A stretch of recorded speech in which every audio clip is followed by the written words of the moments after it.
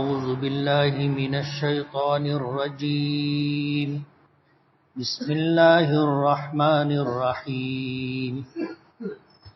هل أتى على الإنسان حين من الدهر لم يكن شيئا مذكورا إنا خلقنا الإنسان من نطفة أمشاج نبتليه فجعلناه سميعا بصيرا إنا هديناه السبيل إما شاكرا وإما كفورا إنا أعتدنا للكافرين سلاسل وأغلالا وسعيرا إن الأبرار يشربون من كأس كان مزاجها كافورا عينا يشرب بها عباد الله يفجرونها تفجيرا يوفون بالنذر ويخافون يوما كان شره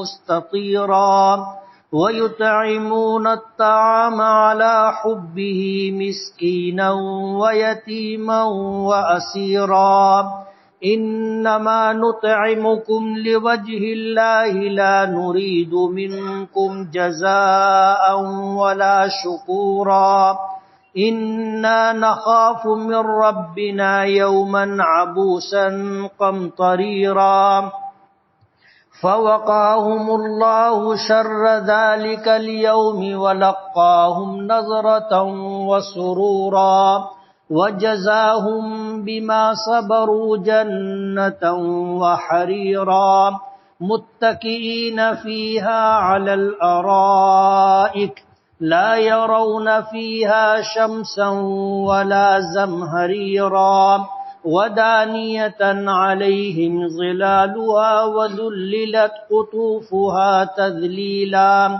ويطاف عليهم بآنية من فضة وأكواب كانت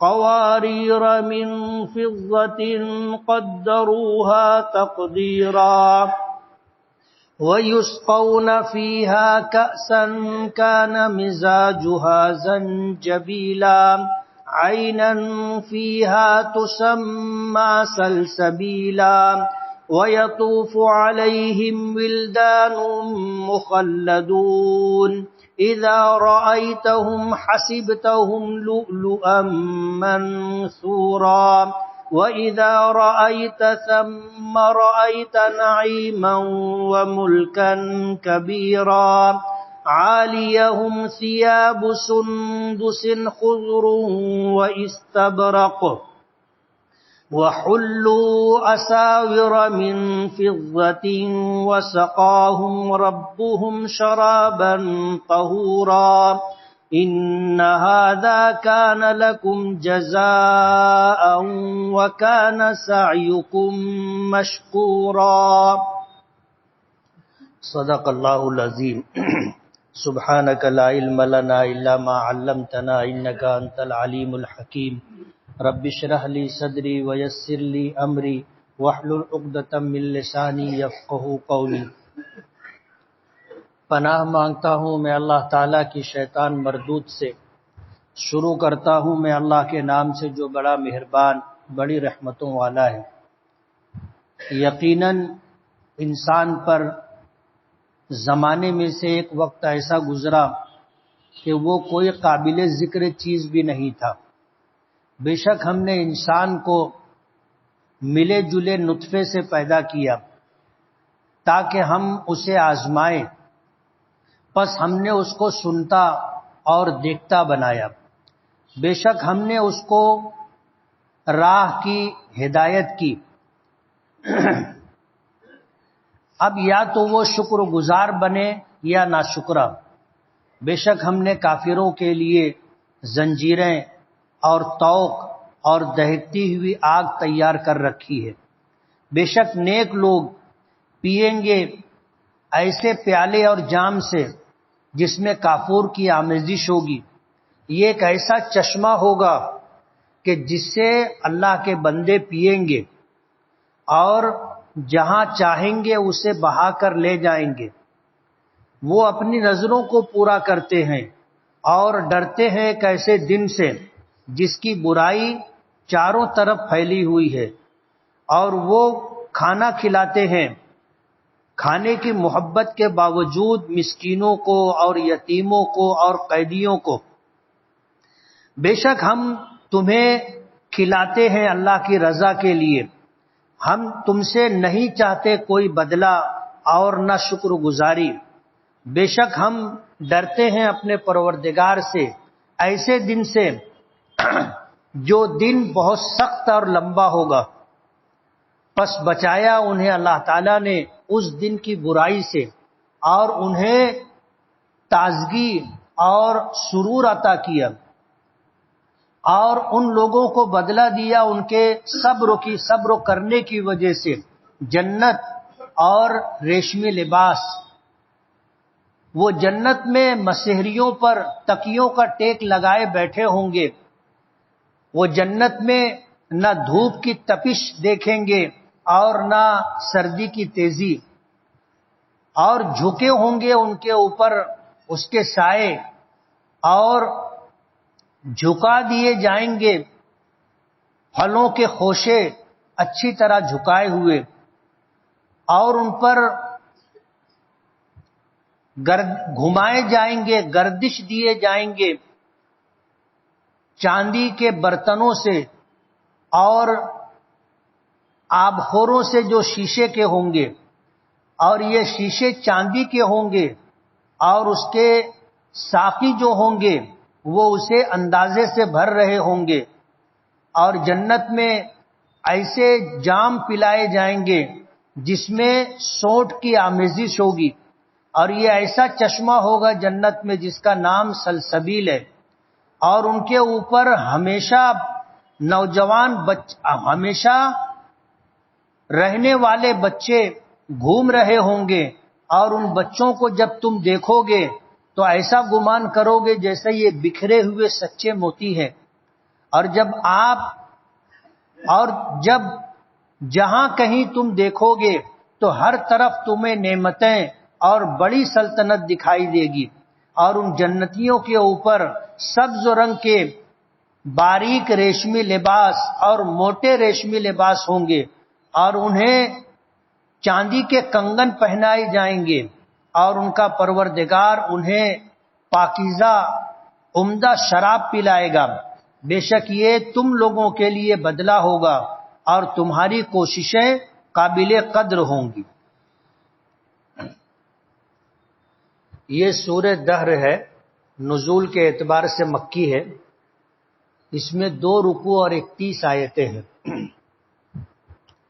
مفسرین میں اس سورت کی کچھ آیتوں کے سلسلے میں اختلاف ہے کہ وہ مکی ہیں یا مدنی۔ راجح قول یہ ہے کہ یہ سورت آخری جو رکوع ہے، یعنی جہاں تک میں نے پڑھا ہے اس کے بعد کی جو آیتیں ہیں وہ مکی ہیں، باقی ساری جو ہے یہ آیتیں مدنی۔ اس سورت کا نام سورۃ الدہر ہے، دہر کہتے ہیں زمانے کو۔ اس سورت کا دوسرا نام انسان بھی ہے، سورۃ الانسان، اور پہلی آیت کے اندر یہ دونوں لفظ موجود ہیں۔ ترجمہ آپ نے سنا کہ یقیناً انسان کے اوپر ایک ایسا زمانہ گزرا کہ جب وہ کوئی قابل ذکر چیز بھی نہیں تھا، جب ہماری پیدائش نہیں ہوئی تھی اور ہم ماں کے رحم میں نہیں آئے تھے، تو ظاہر بات ہے ہمارا وجود بھی نہیں تھا۔ آج جو بچہ پیدا نہیں ہوا کوئی اس کو جانتا ہے؟ اس کی روح موجود ہے لیکن آج اسے کوئی نہیں جانتا، نہ اس کا نام ہے، نہ اس کی شناخت ہے، نہ اس کا وجود ہے۔ یہی حال ایک وقت ہمارا بھی تھا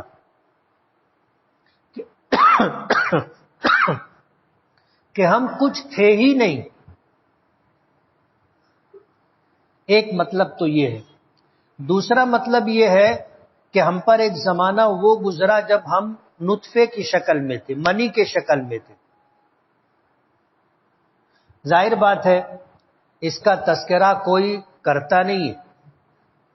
کسی اچھی مجلس میں شریف لوگوں کے درمیان کوئی نطفے کا اور منی کا تذکرہ نہیں کرتا. ایک زمانہ تھا ہم منی کی شکل میں تھے، اس سے پہلے غذا کی شکل میں تھے، اور اس سے پہلے ہم مٹی میں تھے. جو کچھ ہم کھاتے ہیں وہ زمین سے پیدا ہوتا ہے، وہ غذا ہوتی ہے. گیہوں ہے، چاول ہے، دالیں ہیں، یہ زمین سے پیدا ہوتی ہے. تو غذا پہلے زمین میں تھی، زمین سے اللہ نے اسے نکالا تو وہ غذا کی شکل میں آئی. وہی غذا ہم کھاتے ہیں تو اس سے خون بنتا ہے، اور پھر اللہ تعالیٰ اس خون میں سے منی نکال کر کے مرد اور عورت کے درمیان اسے علیحدہ علیحدہ مقام پر رکھتا ہے. قرآن پاک کی آیات سے معلوم ہوتا ہے کہ مردوں میں منی کمر میں ہوتی ہے اور عورتوں میں منی ان کے سینے پر ہوتی. جب دونوں کا شرعی طریقے سے ملاپ ہوتا ہے اور دونوں کی منی جب خلط ملط ہوتی ہے تب جا کر کے نطفے کا وجود ہوتا ہے. 40 دن تک یہ منی کی شکل میں رہتے، پھر اللہ تعالیٰ اسے خون کی شکل دے دیتا ہے، جمع ہوا خون.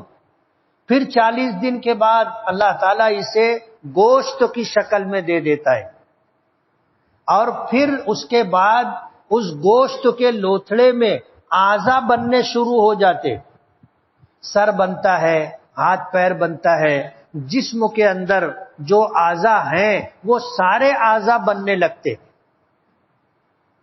تو یہ مرحلہ وار یہ کام ہوتا ہے، مرحلہ وار. تو ایک زمانہ انسانوں پر ایک وقت ایسا بھی گزرا کہ وہ قابل ذکر چیز بھی نہیں تھا. اگر کپڑے پر لگ جاتا تو دھونے کی نوبت آتی تھی، اور جسم پر لگ جائے تو آدمی کو گھین آتی تھی. ایک زمانہ ہم پر وہ گزرا ہے.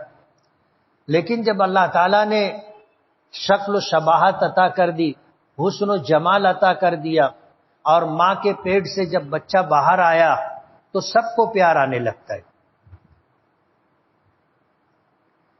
سب کو پیار آنے لگتا ہے. یہی بچہ ایک وقت تھا کہ یہ منی کی شکل میں تھا، کپڑے پر لگ جائے تو ماں باپ اسے دھوتے تھے، جسم پر لگ جائے تو گھن آتی تھی. لیکن جب اسی کو اللہ نے ایک خوبصورت شکل دے دی بچے کی اور بچی کی شکل میں، تو پھر ماں باپ کو بھی اور سب کو اس پر پیار آتا ہے. اللہ تعالیٰ یہ بتانا چاہتے ہیں کہ ہماری حیثیت اور اوقات کیا تھی. آج انسان تکبر کرتا ہے، غرور کرتا ہے، اکڑتا ہے، شیشے کے سامنے کھڑے ہو کر کے ایسے ایسے بال سیدھا کرتا ہے، شیشے کے سامنے کھڑے ہو کر کے الگ الگ پوزیشن میں رہ کر کے اپنے آپ کو دیکھتا ہے، عجب میں مبتلا ہوتا ہے کہ میں کتنا خوبصورت ہوں. لیکن ہر انسان کو اپنا ماضی یاد رکھنا چاہیے. ہم کیا تھے؟ مٹی تھے. مٹی میں سے اللہ نے غذا کی شکل دی، اور وہی غذا ماں باپ نے کھایا تو اللہ نے اسے منی کی شکل عطا کی، اور پھر ماں باپ کا ملاپ ہوا تو اللہ تعالیٰ نے دونوں کے ملے جلے نطفے سے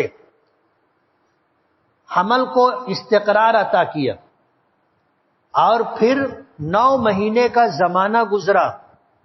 اس میں ترتیب سے اللہ پاک 40 دن نطفے کی شکل رہی، 40 دن کے بعد جمے ہوئے خون کی شکل رہی، پھر 40 دن کے بعد اللہ نے اسے لوتھڑے کی شکل، گوشت کے لوتھڑے کی شکل دی.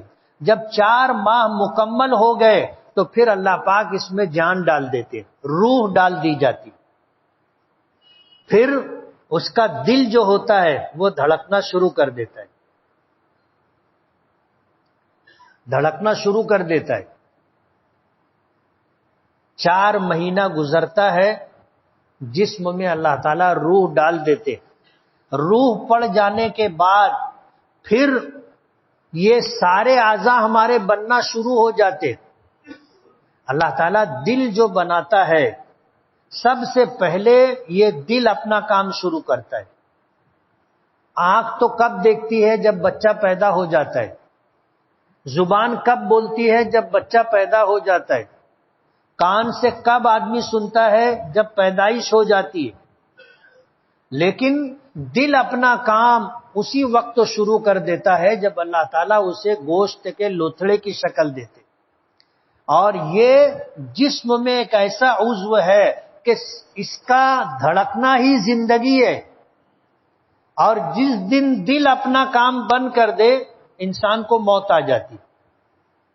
کتنے بچے ایسے ہوتے ہیں کہ ماں کے پیٹ میں ہوتے ہیں، دل دھڑکتا ہوتا ہے تو زندہ ہوتے، اور بسا اوقات ایسا ہوتا ہے کہ پیدا ہونے سے پہلے ہی دل کی حرکت بند ہو جاتی ہے، بچہ ماں کے پیٹ میں ہی مر جاتا ہے.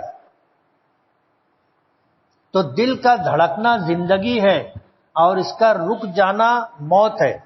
اس کی اہمیت اتنی ہے، نبی کریم صلی اللہ علیہ وسلم نے فرمایا کہ الا ان فی الجسد مضغہ اذا صلحت صلح الجسد کلہ واذا فسدت فسد الجسد کلہ، کہ سنو انسان کے جسم میں گوشت کا ایک لوتھڑا ہے، مضغہ جسم کا ایک حصہ ہے جو گوشت کے لوتھڑے کی شکل میں، اگر وہ ٹھیک ہے تو سارا جسم ٹھیک ہے، اور اگر وہ فاسد اور خراب ہو گیا تو پورے جسم پر اس کے اثرات پڑتے.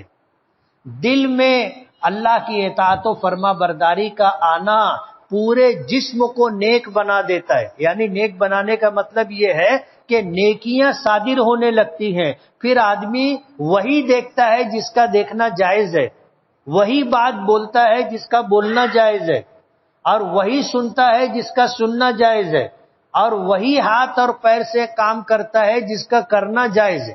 اور اگر دل میں اللہ کی نافرمانی آ گئی، فساد پیدا ہو گیا، تو پھر جسم کے سارے اعضاء سے انسان اللہ کی نافرمانی کا ارتکاب کرتا ہے. حضور نے فرمایا سنو انسان کے جسم میں مضغہ گوشت کا ایک لوتھڑا ہے، اذا صلحت جب وہ ٹھیک ہوتا ہے، صالح اور نیک ہوتا ہے، صلح الجسد کلہ تو پورا جسم درست ہو جاتا ہے، نیک ہو جاتا ہے. وَإِذَا فَسَدَتْ فَسَدَ الْجَسَدُ كُلُّ، اور اگر یہی گوشت کا لوتھڑا خراب ہو جائے تو پھر پورے جسم میں فساد پھیل جاتا ہے. تو 4 مہینہ گزرتا ہے، اللہ تعالیٰ جسم میں روح پھونک دیتے اور دل کی دھڑکن شروع ہو جاتی ہے، اور ڈاکٹر لوگ ٹیلی اسکوپ لگا کر کے وہ دھڑکن سنتے ہیں، دھڑکن سنتے ہیں. اور جب وہ دھڑکن آنی بند ہو جاتی ہے تو ڈاکٹر بتا دیتے ہیں کہ بچہ پیٹ میں مر چکا ہے. تو ایک زمانہ انسان پر ایسا گزرا کہ وہ قابل ذکر چیز بھی نہیں تھا.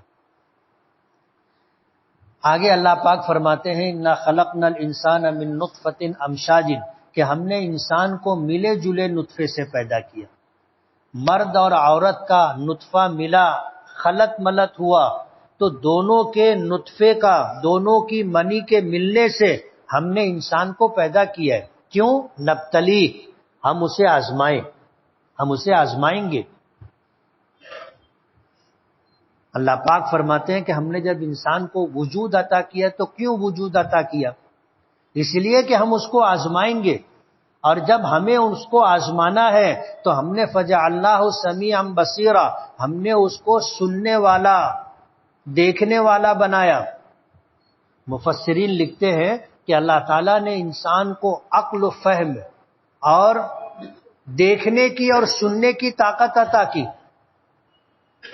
کہ یہ دیکھ کر کے، سن کر کے، اور اپنی عقل اور فہم کو استعمال کر کے یہ یا تو اللہ کی مرضی والا راستہ اختیار کرے یا نافرمانی اور گناہوں والا راستہ اختیار کرے. ہم نے اس کو سننے والا اور دیکھنے والا بنایا، اور ہم نے عقل دی، فہم دی. جب یہ دیکھتا ہے جب یہ سنتا ہے تو دیکھنے اور سننے سے جو علم اسے حاصل ہوتا ہے، پھر اس کو اپنی عقل اور فہم سے سمجھ کر کے وہ فیصلہ کرے کہ مجھے کس راستے پر جانا ہے۔ اللہ نے بلا وجہ ہمیں پیدا نہیں کیا کہ بس پیدا کر دیا، بنا دیا اور چھوڑ دیا، نہیں، نبتلی ہی، ہم اس کو آزمائیں گے۔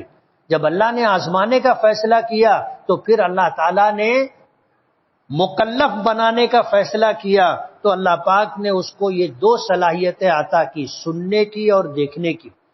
لیکن اللہ پاک نے صرف اسی پر اکتفا نہیں کیا،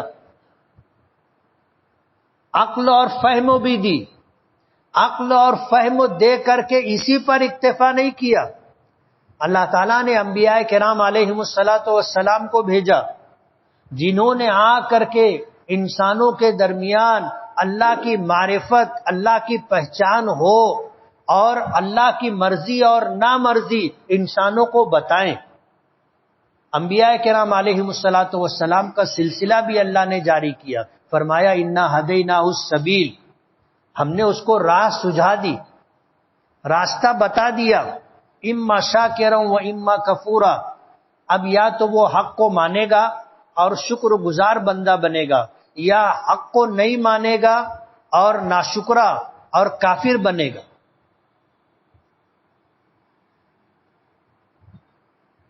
اب یہ دو باتیں اللہ نے ذکر کی۔ شاکرن کا مطلب یہ ہے کہ وہ ایمان لے آوے، اللہ کی اطاعت و فرما برداری کرے۔ کفورا کا مطلب یہ ہے کہ وہ حق بات کو ماننے سے انکار کر دے اور پھر شرک اور کفر کے ساتھ زندگی گزارے۔ اللہ پاک فرماتے انا اعتدنا للکافرین سلاسل واغلالا وسعیرا، کہ ہم نے کافروں کے لیے زنجیریں اور طوق اور دہکتی ہوئی آگ تیار کر رکھی۔ جب ہم نے اس کو بینائی عطا کی کہ وہ دیکھے، ہم نے اس کو سنوائی عطا کی کہ وہ سنے، اور پھر اسی پر ہم نے اکتفا نہیں کیا، ہم نے اس کو عقل اور فہم بھی عطا کی۔ دنیاوی معاملات میں ہم اپنے عقل و فہم کے ذریعے سے اچھے اور برے کی تمیز کر لیتے کہ یہ اچھا ہے میرے لیے، یہ میرے لیے برا ہے۔ اب آخرت کے تعلق سے اچھے اور برے کا ہم فیصلہ کر سکیں تو اللہ پاک نے ہماری مدد کی، ہم پر احسان کیا کہ انبیاء کرام علیہم الصلاۃ والسلام کو بھی بھیجا، جنہوں نے آ کر کے ہمیں اللہ کی پہچان کروائی، ہمیں آخرت کا تصور عطا کیا، جنہوں نے ہمیں یہ بتایا کہ یہ دنیا اول و آخر نہیں ہے، اس دنیا کے بعد ایک عالم اور ہے، عالم آخرت، جہاں ایمان لے کر کے جاؤ گے، نیک اعمال لے کر کے جاؤ گے تو کامیابی ہے، اور اگر ایمان سے محرومی کی حالت میں گئے تو ہمیشہ کی ناکامی ہے۔ انبیاء کرام علیہم الصلاۃ والسلام آئے، جناب رسول اللہ صلی اللہ علیہ وسلم آخری نبی، جب آپ پر نبوت ختم کر دی گئی تو اللہ پاک نے علماء کرام کو ان کا وارث بنایا۔ نبی کریم صلی اللہ علیہ وسلم نے فرمایا العلماء ورثۃ الانبیاء، کہ علماء کرام انبیاء کرام علیہم الصلاۃ والسلام کے وارث ہیں۔ جو کام نبیوں کا تھا اب وہ کام علماء کر رہے ہیں کہ قرآن کریم کی آیات کا ترجمہ بتا رہے ہیں، اس کی تشریح اور اس کی تفسیر کر رہے ہیں، اور نبی کریم صلی اللہ علیہ وسلم کی احادیث مبارکہ سنا رہے ہیں۔ ہمیں جو دین اللہ پاک نے اسلام کی شکل میں دیا ہے وہ سارے احکامات ہمیں عطا کیے، اور یہی کام اب علماء کرام کر رہے ہیں۔ دین کو آگے لے جانا، دین لوگوں کو سمجھانا، قیامت تک یہ سلسلہ رہے گا۔ کل قیامت کے دن میدان محشر میں کوئی شخص بھی عذر نہیں پیش کر سکے گا۔ جب اللہ نے اس کو دیکھنے کے لیے آنکھ عطا کر دی، اللہ نے اس کو سننے کے لیے کان دے دیا، اور پھر اللہ نے فیصلہ کرنے کے لیے عقل اور فہم بھی دے دی، انبیاء کرام علیہم الصلاۃ والسلام کو بھی بھیجا، قرآن کریم بھی نازل کیا، نبیوں کی زبان سے آپ کے ارشادات بھی انسانوں تک پہنچائے، اور پھر آخری نبی کے بعد آخری نبی کے وارث علماء کرام کو بھی اللہ نے پیدا کیا. کل قیامت کے دن کوئی نہیں کہہ سکے گا کہ اللہ مجھے معلوم نہیں تھا. جیسے مشرک اور کافر ہیں، آج اس مسلمانوں کے علاوہ جتنے لوگ بھی ہیں اللہ نے ان کو بھی آنکھ اور کان دیے. وہ اپنی آنکھوں سے دیکھتے ہیں کہ سورج روزانہ طلوع ہوتا ہے، خود بخود تو نہیں ہوتا نا.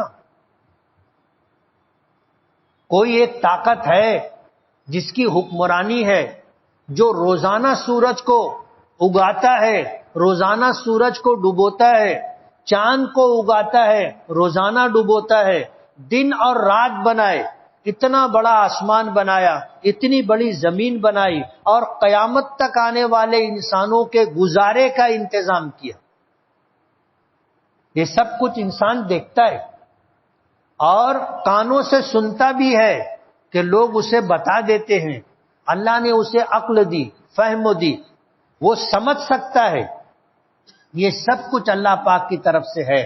اور اس کے بعد بھی اگر کوئی ایمان سے محروم ہو تو اللہ پاک نے فرمایا انا اعتدنا للکافرین سلاسل، ہم نے کافروں کے لیے زنجیریں تیار کر رکھی، وہ اغلالا طوق تیار کر رکھے ہیں جو گردنوں میں ڈالے جائیں گے، وہ سعیرہ اور دہکتی ہوئی آگ اور جہنم تیار کر رکھی ہے.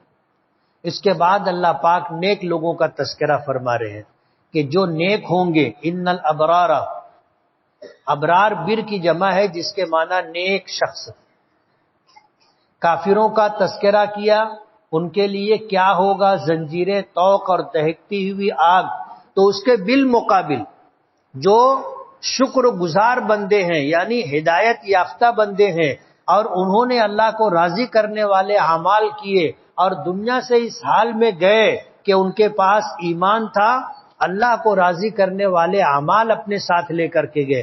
فرمایا ایسے نیک لوگ یشربون من کأس کان مزاجها کافورا، جنت میں جائیں گے، اور جنت میں جا کر کے ایسے پیالے سے، ایسے جام سے وہ لوگ شراب پیئیں گے، کانا مزاجها کافورا، جس کی آمیزش کافور کی ہوگی. اور یہ جو جام انہیں پلایا جائے گا شراب کا، اس کا پورا چشمہ ہوگا، آئینہ ایک چشمہ ہوگا، یشرب بہا عباد اللہ، جس سے اللہ کے بندے پیئیں گے، یفجرونہا تفجیرا، اور ایسا ہوگا کہ وہ اس چشمے کو اور اس نہر کو اپنے ساتھ جہاں لے جانا چاہیں وہاں لے جائیں. حضرت عبداللہ ابن عباس رضی اللہ تعالی عنہ نے اس کی تفسیر میں یہ بات لکھی ہے کہ یہ جو کافور ہے، آگے سونٹ زنجبیل کا تذکرہ آئے گا، جنت کی شراب کا تذکرہ ہو رہا ہے. فرمایا کہ جنت کی نعمتوں میں سے ایک نعمت بھی اس دنیا میں نہیں ہے. یہاں ہمیں جو دیا گیا اور اس کا جو نام ہم جانتے ہیں، یہ صرف ہمیں سمجھانے کے لیے، ورنہ جنت میں جو کافور ہوگا اس کا دنیا کے کافور سے کوئی تعلق نہیں. جنت میں جو زنجبیل سونٹ ہوگی، دنیا کی سونٹ سے اس کا کوئی تعلق نہیں. ہر نعمت میں اسی طرح ہے. وہاں آم ہوگا، یہاں کے آم سے اس کا کوئی تعلق نہیں. وہاں کے انگور کا یہاں کے انگور سے کوئی تعلق نہیں. سمجھ رہے ہو؟ جنت کی نعمتوں میں سے ایک نعمت بھی اس دنیا میں نہیں ہے. حدیث پاک میں آتا ہے ایک مرتبہ سورج گرہن ہوا، نبی کریم صلی اللہ علیہ وسلم نے باجماعت نماز پڑھائی سورج گرہن کی. نماز پڑھاتے پڑھاتے آپ آگے بڑھے. صحابہ کرام نے دیکھا کہ اللہ کے رسول نماز پڑھتے پڑھتے آگے جا رہے ہیں. آپ نے اپنا ہاتھ بھی ایسے بڑھایا، پھر ہاتھ واپس لے لیا.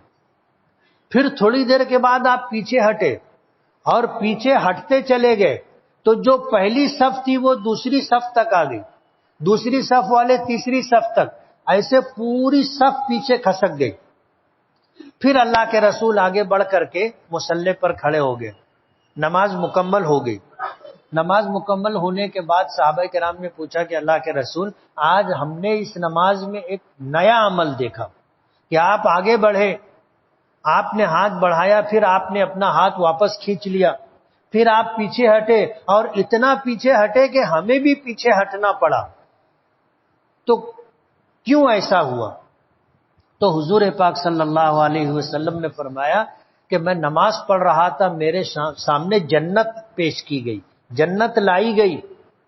جنت میں نے دیکھا کہ انگور کی بیل ہے اور اس میں انگور کے خوشے لٹکے ہوئے. تو میں آگے بڑھا اور ہاتھ بڑھایا، سوچا کہ ایک خوشہ توڑ لوں، لیکن پھر یہ سوچ کر کے میں نے اپنا ہاتھ پیچھے لے لیا کہ جنت کی نعمتوں پر فنا نہیں ہے. اگر میں وہ ایک خوشہ توڑ لیتا تو اس خوشے کو ساری دنیا قیامت تک کھاتی رہتی تو یہ ختم نہیں ہوتا. جنت کی نعمتوں پر فنا نہیں. اور اس لیے میں نے دوسری وجہ کہ وہ خوشہ میں نے کیوں نہیں توڑا کہ اگر میں وہ خوشہ توڑ لیتا تو ایمان بالغیب باقی نہیں رہتا. آج ہمیں بتایا جا رہا ہے کہ جنت میں انگور کے خوشے ہوں گے، ہم نے دیکھا نہیں ہے. کسی نے دیکھا؟ ہم نے صرف سنا ہے، سنا، دیکھا نہیں ہے. وہ چیز ہماری نظروں سے غائب ہے، لیکن ہم نے سنا تو ہم نے مان لیا، ہم ایمان لے آئے. یہ ایمان بالغیب ہے. اور جنت میں جانے کے لیے ایمان بالغیب چاہیے، ایمان بالمشاہدہ نہیں. دیکھ کر کے ایمان لانا معتبر نہیں ہے، ورنہ جب آدمی مرنے لگتا ہے تو اس کے سامنے جنت اور جہنم دونوں پیش کی جاتی. اگر وہ ایمان والا ہے اور جنت میں جانے والا ہے، اس نے نیک اعمال کیے ہیں، تو پہلے اس کو جہنم بتائی جاتی. وہ جہنم دیکھتا ہے تو ہیبت اور خوف میں مبتلا ہو جاتا ہے. فرشتے اسے بتاتے ہیں کہ دیکھ، یہ تیرا ٹھکانہ تھا، لیکن تو ایمان لے آیا اور تو نیک اعمال کر کے اپنی زندگی مکمل کر رہا ہے، تو دیکھ اللہ نے اب تجھے یہ ٹھکانہ عطا کیا. اس کو جنت بتاتے. جب وہ جنت دیکھ لیتا ہے تو اس کی روح بے چین ہو جاتی ہے اس کے جسم سے نکلنے کے لیے. اسی لیے آپ نے مرنے والوں کو دیکھا ہوگا، بعض لوگ ایسے ہوتے ہیں کہ عجیب سی ان کی کیفیت بے چینی کی ہوتی ہے، اور یہ وہ وقت ہوتا ہے کہ ان کو جہنم بتائی جاتی ہے، اور تھوڑی دیر کے اندر ایک دم بے چینی ختم ہو جاتی ہے، چہرے پر تازگی اور چمک آ جاتی ہے، اور انتقال ہوتا ہے تو ایسا لگتا ہے جیسے پرسکون نیند سو رہا ہے. اور بعض لوگ اس کے برعکس ہوتے کہ بہت اچھی حالت دکھتی ہے، ان کو جنت پہلے بتائی جاتی، لیکن ایمان سے محروم ہوتے ہیں، اللہ کو ناراض کر کے دنیا سے جا رہے، تو اس کو جب جہنم بتائی جاتی ہے تو اس کا چہرہ بگڑ جاتا ہے. چہرہ بگڑ جاتا، چہرے پر سیاہی طاری ہو جاتی. اب مرنے کے وقت سکرات کے عالم میں اسے جنت اور جہنم دکھا دی گئی. اس وقت اگر وہ ایمان لائے تو اس کے ایمان کا اعتبار نہیں. کیوں؟ اس نے دیکھ کر کے ایمان لایا. نبی کے کہنے پر، اللہ پاک کے قرآنی ارشادات کو اس نے سنا، مانا نہیں تھا. نہ اس نے قرآن کو مانا، نہ اس نے نبی کی باتوں کو مانا. اس نے مانا تو کیا مانا؟ اس نے دیکھا تو مانا. یہ ایمان بالغیب نہیں ہے، ایمان بالمشاہدہ ہے. اس کا اعتبار نہیں ہے. ایمان بالغیب جنت میں لے جائے گا، ایمان بالمشاہدہ جنت میں نہیں لے جائے گا. ورنہ فرعون بھی جب اپنے لشکر کے ساتھ دریائے قلزم میں ڈوبنے لگا تھا تو اس نے بھی کہا تھا آمنت برب ہارون و موسیٰ. جب اس نے دیکھ لیا تو اس نے کہا کہ میں موسیٰ اور ہارون کے پروردگار پر ایمان لایا. تو حضرت جبرائیل تھے، کہنے لگے آن اب ایمان لا رہے. وَكُنْتَ مِنَ الْمُفْسِدِينَ، اس سے پہلے تو زمین میں فساد برپا کرنے والے لوگوں میں سے تھا. تو ایمان بالمشاہدہ معتبر نہیں ہے، ایمان بالغیب چاہیے.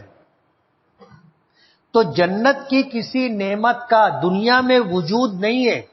ہمارے پاس جو نعمتیں ہیں کہ یہ آم ہے، یہ آڑو ہے، یہ زردالو ہے، یہ انگور ہے، یہ جام ہے، یہ نام ہے صرف، اور ہمیں سمجھانے کے لیے یہ سب کچھ اللہ نے پیدا کیا ہے. ورنہ جنت کی جو نعمتیں ہیں ان نعمتوں میں سے کوئی ایک نعمت بھی دنیا میں نہیں. حضور نے سورج گرہن کی نماز پڑھاتے ہوئے آگے بڑھ کر کے خوشہ توڑنے کی خوشہ توڑنا چاہا تھا، لیکن پھر ہاتھ واپس لے لیے. صحابہ کرام نے پوچھا کہ اللہ کے رسول آپ نماز میں پیچھے بھی ہٹے، تو حضور نے فرمایا کہ ہاں. پھر جنت کے بعد جہنم سامنے لائی گئی تو اس جہنم کو دیکھ کر کے اس کی ہیبت سے میں پیچھے ہٹا.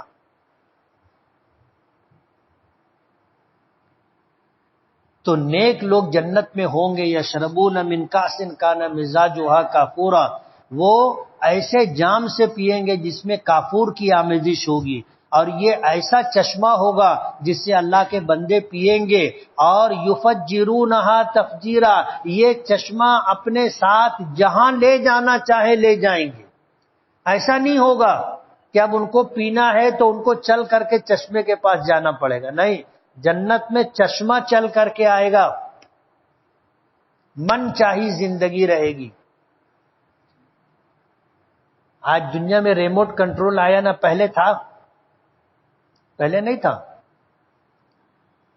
ریموٹ کنٹرول آ گیا. جنت میں ریموٹ رہے گا اور آدمی صرف سوچے گا کہ مجھے پینا ہے، چشمہ آ جائے گا. آدمی صرف چاہے گا کہ مجھے انگور کھانا ہے، ہوشے ایسے جھک کر کے اس کے سامنے آ جائے گی. اب دنیا میں انسان ترقی کرتے کرتے یہاں تک آ گیا، ریموٹ تک، یہ ہاتھ سے چلتا ہے. جنت میں جو ریموٹ ہوگا وہ آدمی کی عقل سے تعلق رکھے گا، صرف سوچے گا اور ہونے لگ جائے گا. صرف سوچے گا ہونے لگ جائے گا. جب تک دنیا میں یہ چیزیں نہیں تھی، کوئی اگر کسی کو سمجھاتا تو مانتے؟ نہیں مانتے. آدمی کے ہاتھ میں ریموٹ ہوتا ہے، بولتے کہ دیکھیے ابھی اے سی چالو ہو جائے گا. میں بولے ایڑا تو نہیں ہو گیا. لیکن آج اگر کوئی نہیں مانے گا تو لوگ اس کو ایڑا بولیں گے. یہی حال آج ہمارا ہے کہ آج ہم کو بتایا جا رہا ہے کہ جنت میں جو ریموٹ ہوگا اس کا تعلق ہاتھ سے نہیں ہوگا، اس کا تعلق سوچ سے ہوگا. جو چاہیں گے جنت میں وہ ہوگا، جو چاہیں گے وہ ہوگا. یوفون بالنذر، نیک لوگوں کی صفات ذکر کی گئی کہ یہ لوگ نذروں کو پورا کرتے تھے. منت،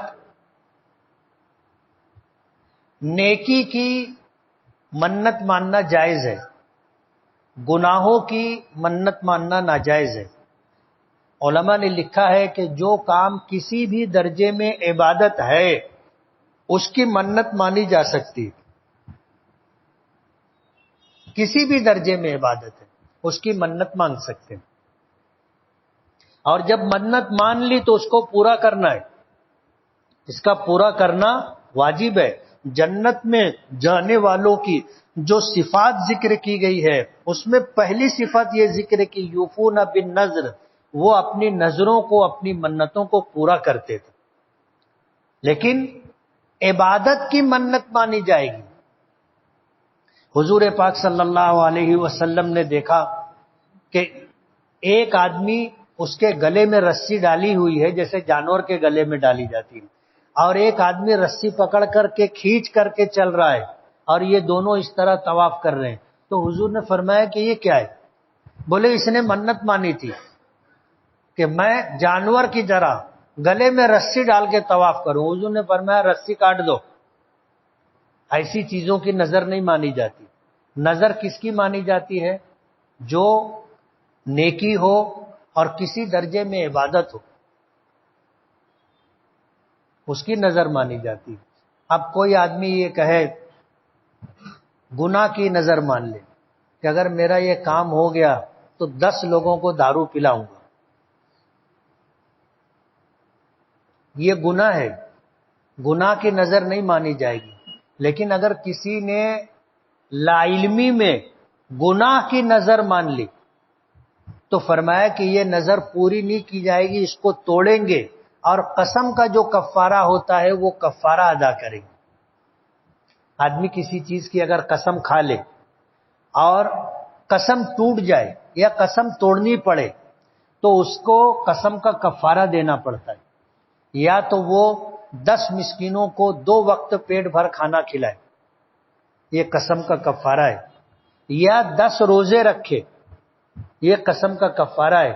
یا 10 مسکینوں کو ایک ایک جوڑا کپڑا دے، یہ قسم کا کفارہ ہے. اب اگر نظر پوری نہیں کر سکتے، گناہ کی نظر مانی ہے تو نظر توڑ دیں گے، پورا نہیں کریں گے اور کفارہ دیں گے. یا تو ہم 10 جوڑا کپڑا دیں، یا 10 روزے رکھیں، یا 10 مسکینوں کو 2 وقت پیٹ بھر کھانا کھلائیں.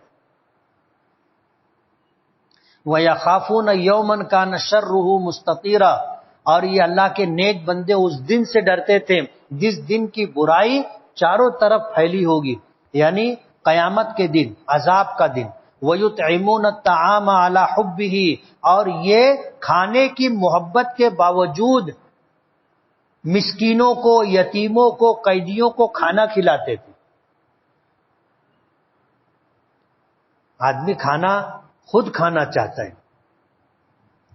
اور کھانے کی چیزوں کو اسٹاک کر کے رکھنا چاہتا ہے، کھانے کی محبت ہے اس کو. لیکن اپنی ضرورت ہونے کے باوجود آدمی کھانا لوگوں کو کھلا رہا ہے. صحابہ کرام کی یہی صفت تھی کہ وہ پہلے دوسروں کو کھلاتے تھے پھر خود کھاتے تھے. ابھی جیسے قیدی کا تذکرہ آیا تو غزوہ بدر کے موقع پر جو لوگ گرفتار ہوئے تھے، حضور نے لوگوں کے درمیان تقسیم کر دیا تھا کہ یہ قیدی ہے، ان کو تم قیدی بنا کے رکھو لیکن ان کو کھانا کھلانا. ظاہر بات ہے قیدی ہے، انسان ہے، اس کو بھی بھوک لگے گی، اس کو بھی کھانا کھلانا ہے.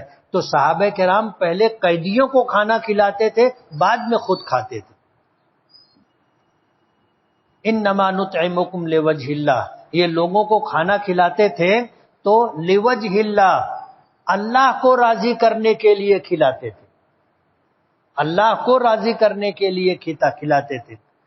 لا نريد منکم جزاء ولا شکورا، اور وہ کہتے تھے کہ ہم تم سے کوئی بدلہ نہیں چاہتے اور ہم تم سے شکر گزاری بھی نہیں چاہتے. آج لوگ احسان کرتے ہیں تو احسان کرنے کے بعد 3 طرح کے لوگ ہوتے. ایک تو وہ لوگ ہوتے ہیں جو احسان جتلاتے، بھول گیا کیا، وہ دن بھول گیا، کھانے کو نہیں رہتا تھا میں کھانا دیتا تھا، پھٹے کپڑے پہنتا تھا میں کپڑے دیتا تھا. احسان جتلاتے، احسان جتلا دیے سب نیکی ختم ہو گئی. بعض لوگ کہتے ہیں، کبھی کبھی ہم لوگوں سے بھی ہو جاتا ہے، یار اس سے بڑی پریشانی میں تھا، مصیبت میں تھا، پولیس اسٹیشن کا مسئلہ تھا میں جا کے حل کروایا، کارپوریشن کا کام تھا میں جا کر کے کروایا، پاور ہاؤس کا مسئلہ تھا میں نے حل کروایا. بولے کام ہو گیا، شکریہ بھی نہیں بولا نا، شکریہ بھی نہیں بولا. تو احسان کرنے والے یہ نیت نہ رکھیں، نہ احسان جتلائیں نہ شکریہ کے خواہش مند ہو. کر دیے نیکی کر دریا میں ڈال، بھول جانے کا. اور تیسرا شخص وہ ہوتا ہے جو نیکی کر کے دریا میں ڈال دیتا ہے. لیکن جن پر احسان کیا گیا ہے ان کی ذمہ داری ہے کہ احسان کرنے والے کے احسان کو مانے، احسان کرنے والے کا شکریہ ادا کرے، جزاک اللہ کہیں. یہ ان کی ذمہ داری ہے، ہماری طرف سے یہ نہیں ہونا چاہیے. تو وہ کہتے ہیں ہم نے تمہیں کھانا کھلایا لوجہ اللہ، اللہ کو راضی کرنے کے لیے. لا نريد منکم جزاء ولا شکورا، ہم تم سے نہ کوئی بدلہ چاہتے ہیں اور نہ شکر گزاری. انا نخاف من ربنا یوما عبوسا قمطریرا، ہم اپنے پروردگار سے ڈرتے تھے اس دن سے ڈرتے تھے جس دن میں لوگ اداس پریشان ہوں گے، اور قمطریرا وہ دن بہت لمبا ہوگا، قیامت کا دن 50,000 سال کے برابر ہوگا۔ قیامت کا ایک دن میدان محشر کا 50,000 سال کے برابر ہوگا۔ فوقاہم اللہ شر ذالک اليوم، ان کی نیکیوں کی وجہ سے اللہ پاک نے انہیں اس دن کے شر سے، اس دن کی برائی اور تکلیف سے اللہ نے ان کو بچایا۔ وَلَقَّاهُمْ نَضْرَةً وَسُرُورًا، اور اللہ پاک نے ان کو تازگی اور خوشی عطا کی۔ چہروں پر تازگی ہوگی، دل میں خوشی ہوگی۔ جب آدمی کے دل میں خوشی ہوتی ہے تو چہرہ چمکتا ہے۔ نبی کریم صلی اللہ علیہ وسلم کے متعلق آتا ہے کہ جب اللہ کے رسول خوش ہوتے تھے تو آپ کا چہرہ مبارک چمکتا تھا۔ یتلألؤ کتلألؤ القمر، جیسے 14ویں کا چاند چمکتا ہے ایسے حضور کا چہرہ چمکتا تھا۔ تو دل میں خوشی ہوتی ہے، چہرے پر تازگی اور چہرے پہ رونق ہوتی ہے۔ وَجَزَاهُمْ بِمَا صَبَرُوا جَنَّةً وَحَرِيرًا، اللہ پاک فرماتے ہیں کہ ہم نے ان کو یہ جو بدلہ عطا کیا ان کے صبر کی وجہ سے، بما صبروا، ان کے صبر کی وجہ سے، کہ نیکی کرنے کے لیے اللہ کے راستے میں ان کو تکلیف پہنچی، انہوں نے تکلیف اٹھائی، برداشت کیا۔ صبح سویرے اٹھنا ہے، صبح سویرے نماز کے لیے اٹھنا ہے، نیند آدمی قربان کرے، اٹھے نماز کے لیے آئے، تکلیف اٹھا رہا ہے، صبر کر رہا ہے۔ وَجَزَاهُمْ بِمَا صَبَرُوا، نیکی کرنے کے لیے اس کو مشقت اٹھانی پڑتی ہے، وہ مشقت برداشت کرتا ہے، اور اسی کو برداشت کرنا صبر کرنا کہا جاتا ہے۔ کیا دیں گے اللہ پاک بدلے میں؟ جنتاً وحریرا، ہم انہیں جنت عطا کریں گے، باغات عطا کریں گے اور ریشمی پوشاک عطا کریں گے۔ متکئین فیہا، یہ جنت میں مسہریوں پر ٹیک لگائے ہوئے تکیوں کے ساتھ بیٹھے ہوں گے۔ لا یرون فیہا شمسا ولا زمہریرا، جنت میں نہ ان کو دھوپ کی تپش لگے گی اور نہ سردی کی شدت، خوشگوار موسم ہوگا، آدمی خوش ہو جائے گا۔ ودانیۃ علیہم ظلالھا، جنت میں ہوں گے اور ان کے اوپر سائے جھک رہے ہوں گے۔ وذللت قطوفھا تذلیلا، اور جتنے پھلدار درخت ہوں گے ان کے پھل، خوشے، گچھے ان کی طرف ایسے لٹک رہے ہوں گے۔ وذللت قطوفھا تذلیلا ویطاف علیہم بآنیہ، اور ان پر گردش ہوگی ایسے برتنوں کی جو چاندی کے ہوں گے، اور آبخوروں کی جو شیشے کے ہوں گے۔ جب شراب پلائی جائے گی تو ساقی ہوتا ہے، وہ ٹرے لیے ہوگا، اس میں پیمانے ہوں گے جو شراب سے بھرے ہوئے ہوں گے، اور ان کے درمیان اسے گھمایا جائے گا۔ بعض لوگوں کی شادیوں میں یہ اہتمام ہوتا ہے، آدمی بیٹھا ہوتا ہے، تھوڑی دیر کے بعد لوگ ٹرے لے کے آتے ہیں جس میں شربت ہوتا ہے مختلف قسموں کا۔ آپ کو جو بھی شربت لینا ہو آپ لے کے پی لو، ایک سے زائد لینا ہو تو ایک سے زائد لے کے پی لو، طرح کا پینا ہو تو جو پینا ہے وہ لے لو۔ جنت میں بھی ایسا ہی ہوگا۔ قواریر من فضہ، فرماتے ہیں کہ وہ جو شیشے ہوں گے وہ چاندی کے ہوں گے۔ اب کیسے ہوں گے؟ اللہ ہم سب کو جنت میں لے جائے تو دیکھیں گے۔ میں یہاں تم کو سمجھا نہیں سکتا اور تم لوگ سمجھ نہیں سکتے کہ چاندی کا شیشہ کیسے ہوگا۔ ظاہر بات ہے دنیا میں شیشہ ایک الگ دھات ہے، چاندی ایک الگ دھات ہے، لیکن جنت میں اللہ پاک فرماتے ہیں کہ چاندی کا شیشہ ہوگا۔ کیسا ہوگا اللہ جانتا ہے۔ قدروہا تقدیرا، اور جو پلانے والے ہوں گے ساقی، وہ جام ایک مخصوص اندازے سے بھر بھر کر کے دیں گے۔ وَيُسْقَوْنَ فِيهَا كَأْسًا، اور جنتیوں کو جنت میں ایسے جام پلائے جائیں گے، کانا مزاجھا زنجبیلا، جس میں سونٹ کی آمیزش ہوگی۔ اب یہاں تو اپنے پیے نہیں. حدیث پاک میں آتا ہے جس نے دنیا میں شراب نہیں پی اللہ اسے جنت میں پلائے گا، اور جس نے یہاں شراب پی لی اور توبہ نہیں کیا اللہ تعالیٰ اس کو وہاں کی شراب سے محروم کر دیں. وَيَطُوفُ عَيْنًا فِيهَا تُسَمَّى سَلْسَبِيلًا، اور یہ جو سوٹ کی آمیزش والی شراب ہوگی اس کا بھی چشمہ ہوگا، تسمى سلسبیلا، جس کا نام سلسبیل ہوگا. وَيَطُوفُ عَلَيْهِمْ وِلْدَانٌ مُخَلَّدُونَ، اور جنت میں یہ شراب پلانے والے، خدمت کرنے والے ولدان، 9 عمر بچے ہوں گے جو ہمیشہ بچے رہیں گے. 9 عمر بچے ہوں گے اور ہمیشہ بچے رہیں گے. آپ دیکھو بچپن سے لے کر کے جوانی تک کے درمیان ایک زمانہ آتا ہے جب بچہ مراہق ہوتا ہے، بالغ نہیں ہوتا، بالغ ہونے کے قریب ہوتا ہے. تو بچی کو دیکھو، بچے کو دیکھو، ان کی اٹھان، ان کے چہرے کی چمک، اور اللہ تعالیٰ ایسی رونق عطا کرتے ہیں کہ وہ بہت اچھے لگتے. اور یہ بالغ ہونے سے کچھ پہلے کا زمانہ ہوتا ہے جس کو مراہق کہا جاتا ہے.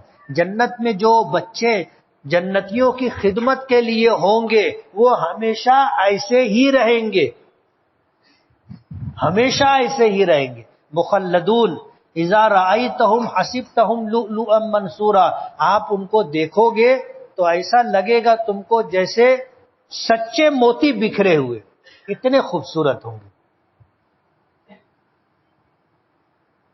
ایک عورت تھی، اس نے کہا کہ ہمیں گھر میں ایک نوکرانی رکھنا ہے، ہم اس کا سارا خرچہ اٹھائیں گے، کھانا دیں گے، بہترین کپڑا دیں گے، اور جب اس کی شادی کی عمر ہوگی تو ہم اپنی بیٹی کی طرح اس کی شادی کریں گے اور سارا سامان دیں گے. مگر اس میں 2 بات ہونی چاہیے. ایک تو وہ خوبصورت ہو،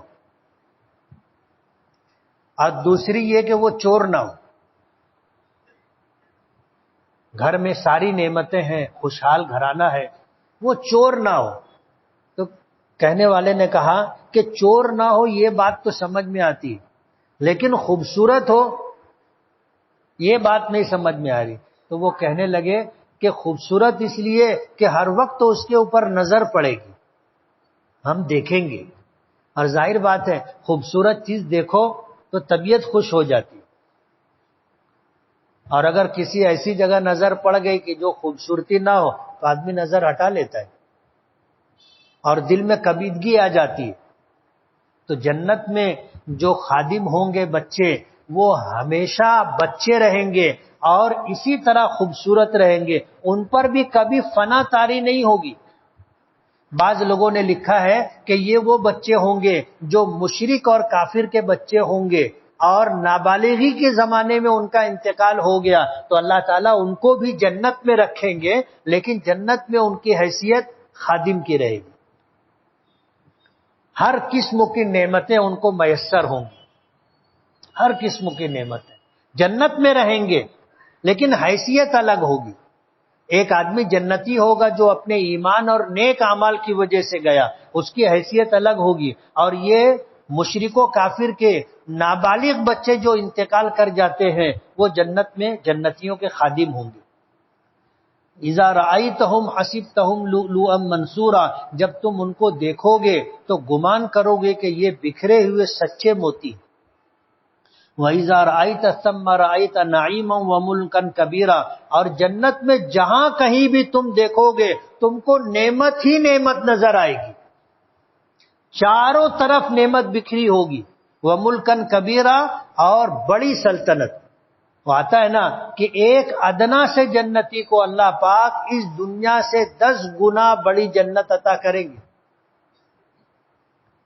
اس دنیا سے 10 گنا بڑی جنت اللہ پاک سب سے ادنا درجے کے جنتی کو دیں گے.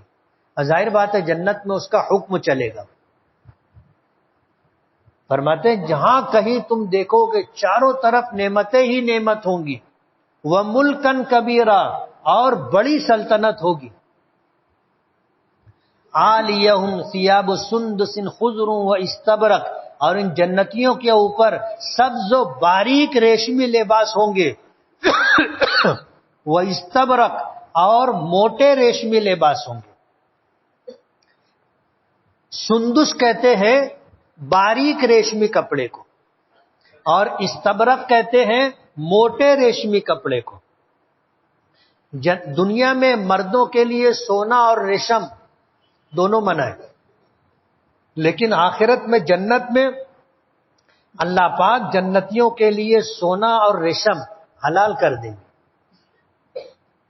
وَحُلُّوا أَسَاوِرَ مِن فِضَّةٍ، اور جنتیوں کو اللہ پاک چاندی کے کنگن پہنائیں گے۔ وَسَقَاهُمْ رَبُّهُمْ شَرَابًا طَهُورًا، اور ان کا پروردگار انہیں شراب طہور پلائے گا، اللہ تعالیٰ پلائیں گے۔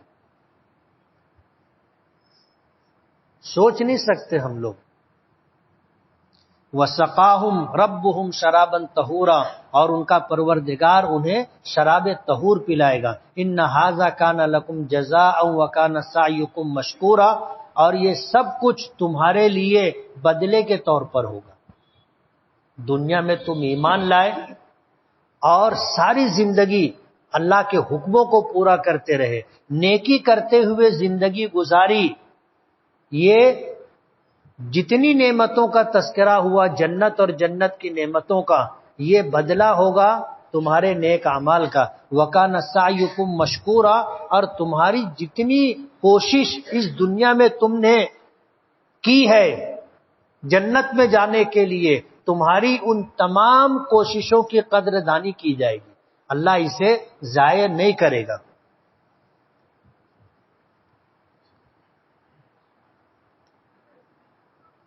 آپ کو حافظ بننے میں کتنا عرصہ لگا اور کس درسگاہ میں؟ میں 2.5 سال میں حافظ ہوا تھا، اور مدرسہ بیت العلوم میں میں نے 18 پارے حفظ کیے تھے، اور اس کے بعد دوسرے مدرسے میں نے حفظ قرآن پاک مکمل کیا تھا۔ جس کپڑے پر ٹکلی لگی ہوئی ہو ایسا کپڑا مردوں اور لڑکوں کو پہنانا جائز ہے؟ جائز نہیں ہے، یہ لڑکیوں کی زینت ہے، عورتوں کی زینت ہے، مردوں کی زینت نہیں ہے۔ مہندی لگانا، ہلدی لگانا، اور ریشمی کپڑے پہننا، چمکدار کپڑے پہننا، پھولدار کپڑے پہننا، یہ سب عورتوں کی زینت ہے، مردوں کی نہیں۔ ہم لوگ بولتے ہیں نا عورت کے 16 سنگار اور مرد کا 1 سنگار۔ 1 سنگار معلوم ہے؟ مرد کا 1 سنگار مرد ہونا ہے، مرد کا 1 سنگار مرد ہونا ہے، بس اس کو کچھ سنگار ونگار کی ضرورت نہیں ہے، یہ تو سب عورتوں کی زینت ہے۔ دینی تعلیم حاصل کرنے سے زندگی گزر جائے گی کیا کہ دنیاوی تعلیم بھی حاصل کرنا ہوگا؟ جو نصیب کی روزی ہے وہ ہر حال میں ملتی ہے۔ آپ دنیاوی تعلیم حاصل کریں نہ کریں یہ تمہاری مرضی پر منحصر ہے، لیکن دینی تعلیم اتنی حاصل کرنا کہ حلال اور حرام کی تمیز ہو جائے ہر مسلمان پر فرض ہے۔ دیندار بننا ہر مسلمان پر فرض ہے۔ دنیاوی تعلیم مرضی پر ہے، ڈاکٹر بننا چاہو بن جاؤ، نہیں بننا چاہو مت بنو۔ ہم میں شاید کوئی ڈاکٹر ابھی ہوگا، اگر ہم ڈاکٹر نہیں بنے تو ایسا تو نہیں ہے کہ اب ہم کو سولی پہ چڑھا دیں گے، مرضی کی بات ہے۔ قرآن شریف زمین پر گر گیا، اس کا پیسہ مسجد میں دے سکتے ہیں، اور کتنا دینا ہے۔ قرآن کریم زمین پر گر گیا یعنی ہم گرانا نہیں چاہتے تھے، ہاتھ سے چھوٹ گیا یا کسی وجہ سے گر گیا، اوپر رکھا تھا بلی بھاگی قرآن شریف گر گیا، تو اس کے بدلے میں ہمیں کچھ دینا ضروری نہیں ہے۔ ہم نے کوئی جان بوجھ کر کے یہ کام نہیں کیا، اگر جان بوجھ کر کے کریں گے تو یہ قرآن پاک کی بے حرمتی ہے، قرآن پاک کی اہانت ہے، آدمی ایمان سے خارج ہو جائے گا۔ اس لیے اگر بلا ارادہ قرآن کریم ہاتھ سے چھوٹ کر گر گیا، یا دھکا لگنے سے گر گیا، یا پیر لگنے سے رحل سے نیچے گر گیا، یا اوپر کہیں رکھا تھا نیچے گر گیا، تو ہم لوگوں کے درمیان یہ ہے کہ اللہ پاک ناراض نہ ہو، صدقہ دینا چاہیے۔ اب کتنا دینا چاہیے اس کی کوئی مقدار نہیں ہے، ہر آدمی کی حیثیت الگ ہوتی ہے، جو مالدار ہوگا وہ زیادہ دے، جو غریب ہوگا اپنی حیثیت کے مطابق دے۔ میرے دوست کی نماز کبھی کبھی 1-2 رکعت چھوٹ جاتی ہے، اور اس کا دھیان بھٹک جانے کی وجہ سے وہ بھول جاتا ہے کہ کتنی رکعت چھوٹی ہے، تو وہ نماز کس طرح مکمل کرے۔ 2 طرح کے لوگ ہوتے ہیں، ایک وہ ہوتے ہیں جن کو شک کی عادت نہیں ہوتی، اتفاق سے ایسا ہو گیا کہ اب اس کو یاد نہیں ہے کہ 1 رکعت چھوٹی ہے یا 2 رکعت چھوٹی، یا اکیلے ہی نماز پڑھ رہا اور اس کو دھیان بھٹک جانے کی وجہ سے یاد نہیں رہا کہ اس نے کتنی رکعت پڑھی ہے اور کتنی باقی۔ تو یہ آدمی 2 طرح کے ہوتے، ایک تو وہ ہوتا ہے جس کو کبھی ایسا ہوتا نہیں، اتفاقاً ایسا ہو گیا، تو بہتر یہ ہے کہ وہ نماز توڑ دے، پھر شروع سے نماز پڑھے۔ اور اگر وہ شخص ایسا ہے کہ اس سے بھول ہوتی رہتی ہے، اور اکثر ایسا ہوتا کہ اس کو جو ہے نماز پڑھتے پڑھتے کتنی رکعت ہوئی اس کو یاد نہیں رہتا، تو اس کے لیے یہ حکم ہے کہ وہ غور کرے کہ کیا ہوا، 2 رکعت پڑھا یا 3 رکعت پڑھا۔ جیسے 4 رکعت والی نماز تھی، اب وہ بھول گیا، اب غور کرنے لگا تو اس کو یاد آیا کہ یار میں نے 2 پڑھی ہے، 2 باقی، اور یہ بھی اس کو جو ہے گمان ہے کہ میں نے 3 پڑھ لی ہے، 1 باقی، تو کیا کرے؟ تو فرمایا کہ کم والے کو مان لی، یعنی 2 رکعت میں پڑھا ہوں، 2 باقی ہے، اس کو مان کر کے اس کے مطابق اپنی نماز پوری کرے، اور آخر میں التحیات پڑھ کر کے سجدہ سہو کر کے سلام پھیرے۔ اگر ہم سجدے میں سبحان ربی الاعلیٰ کی جگہ بھول کر رکوع کی تسبیح سبحان ربی العظیم پڑھ لیں تو کیا نماز ہوگی؟ ہو جائے گی۔ یہ تسبیحات سنت ہے۔ اگر الٹا پلٹا ہو گیا کہ سبحان ربی العظیم ہم رکوع میں پڑھتے، سبحان ربی الاعلیٰ سجدے میں پڑھتے، اگر اس کا الٹا بھی ہو گیا تو نماز ہو جائے گی۔ میری عمر 17 سال ہے، میری بالغ ہونے کے بعد سے کتنی نمازیں قضا ہوئی ہیں مجھے معلوم نہیں، اب میں نمازیں قضا کرنا چاہتا ہوں تو کیسے؟ دیکھو 2 سال کی بات ہے، 15 سال کی عمر میں بچہ بالغ ہوتا ہے، 2 سال کی بات ہے۔ اگر یاد ہو تو نیت کرے کہ میری فلاں مہینے کی فلاں وقت کی فرض نماز ظہر کی چھوٹی تھی، وہ میں پڑھ رہا ہوں۔ اور اگر یاد نہیں ہے تو آدمی ہر فرض نماز کے ساتھ آگے پیچھے، یا جیسا اس کو موقع ملے، رات میں اکیلا ہے، نیند نہیں آ رہی ہے، دن بھر کی نمازیں پڑھ چکا ہے، اب جو نمازیں اس کی قضا ہو گئی ہیں ان کو پڑھنا چاہے تو اس طرح پڑھے کہ میری جو فجر کی پہلی نماز چھوٹی تھی وہ پڑھ رہا ہوں، میری جو فجر کی ظہر کی پہلی چھوٹی تھی وہ پڑھ رہا ہوں، اور جیسی وہ تھی ویسی پڑھنا ہے۔ فجر کی 2 رکعت تھی، 2 رکعت، ظہر کی 4 رکعت تھی، 4 رکعت۔ ہم لوگ مختصر بھی پڑھنا چاہیں تو مختصر بھی پڑھ سکتے ہیں، کہ بجائے 5 تسبیح کے 3 تسبیح، بجائے 3 تسبیح کے 1 تسبیح بھی اگر رکوع میں ہم سبحان ربی العظیم اطمینان سے پڑھ لیے، رکوع ہو گیا، سجدے میں 1 مرتبہ سبحان ربی الاعلیٰ پڑھ لیے، سجدہ ہو گیا، رکوع سے کھڑے ہوئے اطمینان سے 1 مرتبہ سبحان ربی الاعلیٰ یا سبحان ربی العظیم کہنے کی مقدار کھڑے رہے، قوما ہو گیا، 2 سجدوں کے درمیان اتنی دیر بیٹھ گئے کہ 1 مرتبہ تسبیح پڑھ سکتے تھے، تو وہ جلسہ ہو گیا۔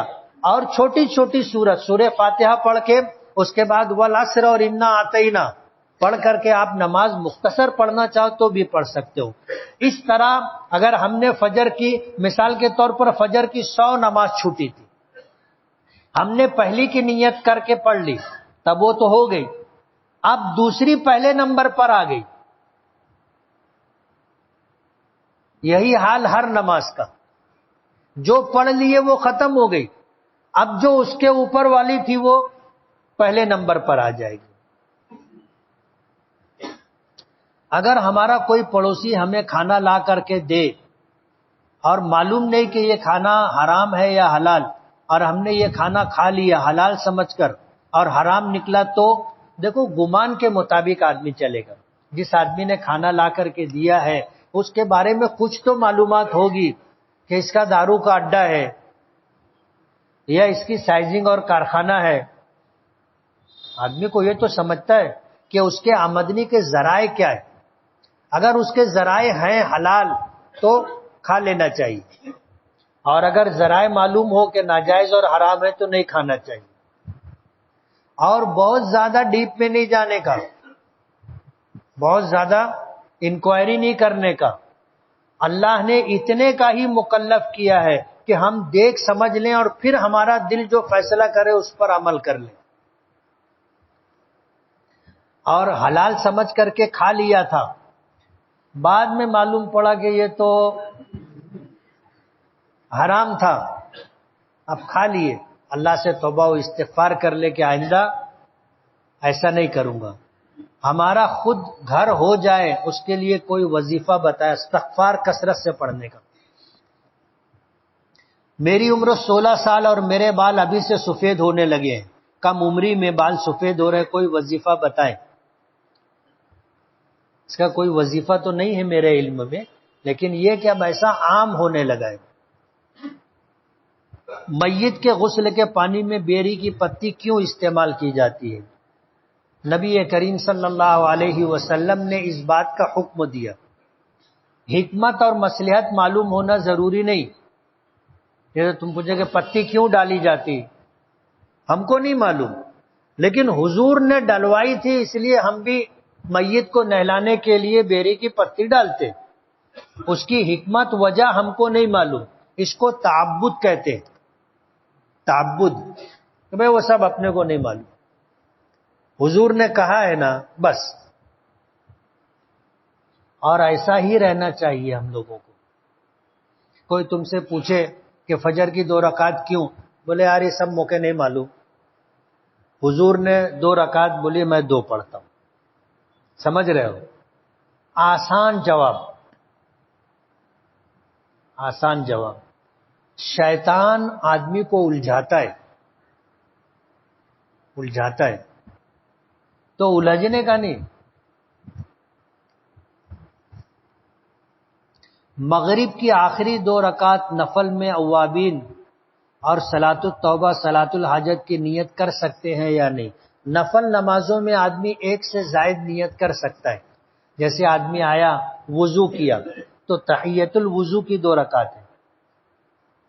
مسجد میں آیا ہے تو مسجد کی 2 رکعت ہے تحیت المسجد. وہ 2 رکعت میں دونوں کی نیت کر سکتا ہے کہ 2 ہی رکعت پڑھ رہا ہے، لیکن اس میں تحیت الوضو اور تحیت المسجد دونوں کی نیت کر سکتا ہے. کبیٹ نامی ایک پھل ہے، اس کا کھانا کیسا ہے؟ جائز ہے. عقیقہ کرنے کا ثواب و فضیلت کیا ہے؟ عقیقہ مستحب ہے. بعض علماء نے اسے سنت لکھا ہے، اور مستحب عمل بھی اللہ کو راضی کرنے کے لیے اور سنت بھی اللہ کو راضی کرنے کے لیے. اس پر کیا اجر و ثواب ہے اس کی تفصیل نہیں ملتی. البتہ جو دعا آتی ہے اس میں یہ ہوتا ہے کہ جن بچوں کی طرف سے عقیقہ کیا جا رہا ہے، جن بچوں کی طرف سے عقیقہ کیا جا رہا ہے، اس میں یہ ہوتا ہے کہ اس بچے کے بال کے بدلے میں بال، ہڈی کے بدلے میں ہڈی، جلد کے بدلے میں کھال کے بدلے میں کھال، یعنی یہ ہوتا ہے. اور عقیقہ کر لینے سے بچہ اللہ کی حفظ و امان میں آ جاتا ہے.